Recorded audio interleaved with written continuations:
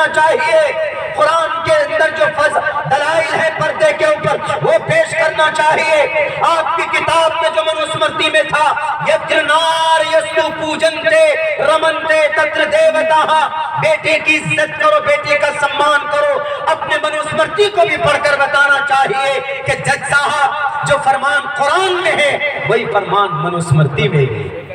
لیکن نہیں، انہوں نے سوچا اچھا ہے مسلم بیٹی ہے اور مسلمانوں کے اوپر بین لگ رہا ہے، مسلم بیٹی پر تو بہت اچھا ہوگا۔ یہ ناانصافی ہے ہمارے پرسنل لا کے اندر۔ 350 پرسنل لا ہے بھارت میں، کتنے؟ 350، یعنی مسلم پرسنل لا، ہندو پرسنل لا، جوڈائزم پرسنل لا، جینزم پرسنل لا، سناتن دھرم پرسنل لا، اور جینزم پرسنل لا، آریہ پرسنل لا، ایس سی پرسنل لا، ایس ٹی پرسنل لا، شیڈیول ٹرائب پرسنل لا۔ یہ پرسنل لا ہے، کسی میں تبدیلی، کسی میں خرد برد کچھ نہیں نظر آتا، صرف قرآن میں آ کے ٹھمکا لگاتے، صرف قرآن میں آ کے ڈوکا لگاتے۔ بھائی اسی قرآن کو بند کرو جی، اسی قرآن میں ہے۔ کیا ہے جی اس قرآن میں؟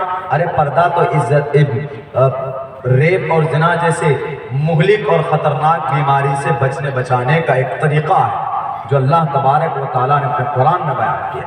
اور یہ پردہ 7 آیتیں جو قرآن میں، وَقَرْنَ فِي بُيُوتِكُنَّ، رہو اپنے گھر میں، عورتیں اپنے گھر میں رہیں، وجوب ہے، امر ہے۔ اور پھر کیا؟ قُلْ لِلْمُؤْمِنَاتِ، نگاہیں نیچی رکھو، عورتوں سے کہو، امر ہے یہاں پر بھی، آرڈر، اٹس این آرڈر، یہ آرڈر ہے، آرڈر۔ اور جہاں آرڈر ہوتا ہے وہاں سر کو جھکانا پڑتا ہے۔ یہ انگریزی سینٹنس کا رول، جہاں پر آرڈر، کم ہیئر، یہاں سٹ ڈاؤن، چپ چاپ بیٹھ جاؤ، کیپ سائلنٹ، خاموش ہو جاؤ، آرڈر ہے۔ ایسے ہی ہے کہ قُلْ لِلْمُؤْمِنَاتِ، کہو اپنی نگاہیں نیچی رکھو، اٹس این آرڈر۔ ہم اگر خاموش رہتے ہیں تو ہماری خاموشی کو ہماری شریعت کی مجبوری یا ہمارے پرسنل لا کے اندر مداخلت کی گنجائش نہ سمجھیے۔ ہاں آپ یہ کہیں گے کہ جناب کس آدھار پر؟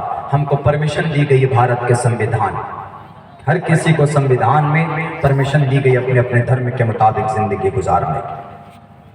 اور پھر ہمارا کوئی بھی حکم ایسا نہیں ہے کہ جو دنیا کی کتابوں میں نہ پائی جاتی۔ یتر نار یستو پوجنتے رمنتے تتر دیوتاہ، صاف صاف لفظ۔ ناری کس کو بولتے؟ ناری عورت کو بولتے۔ یتر نار یستو پوجنتے، عورت کی پوجا کی جاتی ہے۔ رمنتے، دیوتا آتے ہیں۔ یترے تاستو ن پوجنتے، اور جس گھر میں عورت کی پوجا نہیں ہوتی، جس گھر میں عورت کی کا عزت و احترام نہیں ہوتا، نہ رمنتے نہ تتر دیوتا، اس میں دیوتا کبھی واس نہیں کرتے ہیں۔ ہمارے بھارت میں عورت کی پوجا ہوتی ہے، ہمارے بھارت کے اندر کسی کو تو مانتے ہیں کہ یہ درگے ماتا، ان کو مانتے تھے۔ آج کی جو عورت ہے کیا وہ درگا نہیں؟ آج کی عورت کیا وہ جگہ نہیں لیتی سیتا میاں کی؟ کیا آج کی عورتوں کے اندر پوترتا نہیں ہوتی؟ یا آپ بھی بک گئے یورپ کنٹری کے لوگوں کے ہاتھوں، آپ بھی بک گئے چائنیز کے ہاتھوں جو عورت کو یوز اینڈ تھرو سمجھتے ہیں۔ عورت کی جوانی ہے شراب اور کباب، اس کے ساتھ عیاشی کرو، جب بوڑھی ہو گئی اس کے چہرے کے کھال لٹکنے شروع ہوئے تو اٹھا کر پھینک دو۔ اسلام کہتا ہے نہیں، اگر وہ بوڑھی ہو جائے تو ماں بن جائے گی تمہاری، اور اگر اور وہ بوڑھی بن جائے تو دادی بن جائے گی تمہاری، پردادی بن جائے گی۔ اور سنو، ان کو دکھ مت دینا کیونکہ ان کے قدم کے نیچے جنت ہے۔ اس کو بیان نہیں کرو گے کبھی۔ جب عورتیں زندہ دفن کی جاتی تھی تو محمد نے آ کر کہا تھا کہ ان عورتوں کو مت مارو، یہ تمہاری بیٹی ہے، تمہارا گھر کا سامان، تمہاری گھر کی عزت اور آبرو۔ نبی کی اس پہلو کو قرآن کے اندر وَإِذَا الْمَوْءُودَةُ سُئِلَتْ، یہ آیت کیوں نازل کی گئی، اس کو نہیں بیان کرو گے۔ صرف جی عورت کو پردہ، عورت کو ایک دم سیل پیک بنانا چاہتے ہیں اسلام میں، اٹھا کر لے کر آ جاتے۔ کیا عورت برقعے میں رہے تو ترقی نہیں کر سکتی؟ کیا مسلمان قرآن پڑھنے کے ساتھ ساتھ ترقی نہیں کر سکتا؟ قرآن کو ٹارگیٹ مت کرو۔ قرآن میں اللہ clear and mentioned everything in the Quran directly and indirectly۔